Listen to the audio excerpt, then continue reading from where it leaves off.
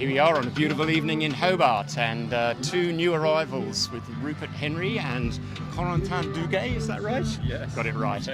Two-handers, and at this stage certainly leaders of the two-handed division. Tell us a bit about it. It was a pretty full-on race, and you're a 34-foot boat, and you're here 18th over the line. 18th, was it? Yeah. Yeah. Well, yeah, it was rough, I guess. Good way to describe it. Yeah. Water everywhere, wind everywhere. Yeah. The forecast played out, Yep. at least for the first two-thirds, how we thought. Yep. And we stuck to our strategy. Yeah. And had a few little mechanical issues along the way, which we sorted. Good. But yeah, it was a race in parts because of the transition. We had to sail through the front, so Yep. it was all about choosing where we wanted to do that.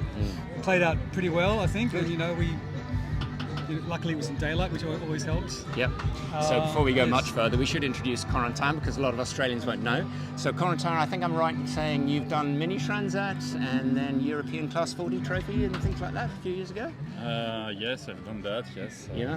Tell us Figaro, a little bit more about it. Sorry. Yeah, that's all right. Just put the microphone there. Go. Yes, I did a few single-handed racing in France in the last 20 years.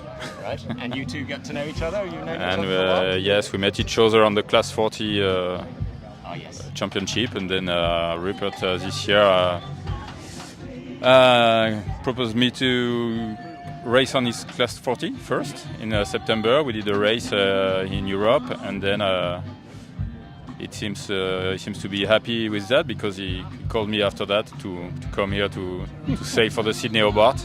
Good. And this is a legendary race, so I said yes, I'm coming, and Look at this. everything's Everyone turns perfect. on. Yes, Sydney was nice, was really perfect, and it's here. Yeah.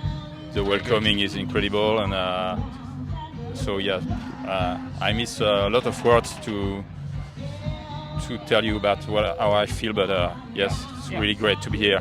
Lovely. All right, so back to you, Rupert, because there's a lot of people Well, waiting. yeah, to talk to Corentin's being quite humble. He's actually one of the most accomplished short-handed sailors in France. you. Had a suspicion you'd be Yeah. looking for the best. And there, we did meet through Class 40 stuff, and you have to build on that. Like I think the camaraderie and also the communication and the skill matches, Yep. fundamental. It's Yeah. like, when you're off watch, you want to be able to sleep comfortably, and Yeah. you want to know that Full faith. it's safe and the boat's being driven well and pushed hard. So All right, so just briefly a little bit about the actual race. So you're having to pick that change in the when the westerly's coming in. You feel you got that pretty right? You're happy with that? well, like all things, Murphy's Law, the wind was more in the south than All right. as per the forecast. So All right. it was basically a beat across Bass Strait. I mean, it slowly eased up into a reach, Yeah. but there was a lot more south in it than expected. Yeah, Cool. but we were reasonably well offshore. We thought that was the right place to be.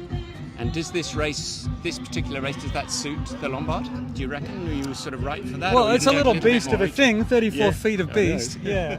So it likes ocean and it likes wind. All right. It's not a windward leeward inshore boat. Great. All right. Well, there's lots of other people waiting. We won't keep them up. We might have a bit more of a chat with you later. But thanks so much and well done. Congratulations to you both. Well Thanks. done.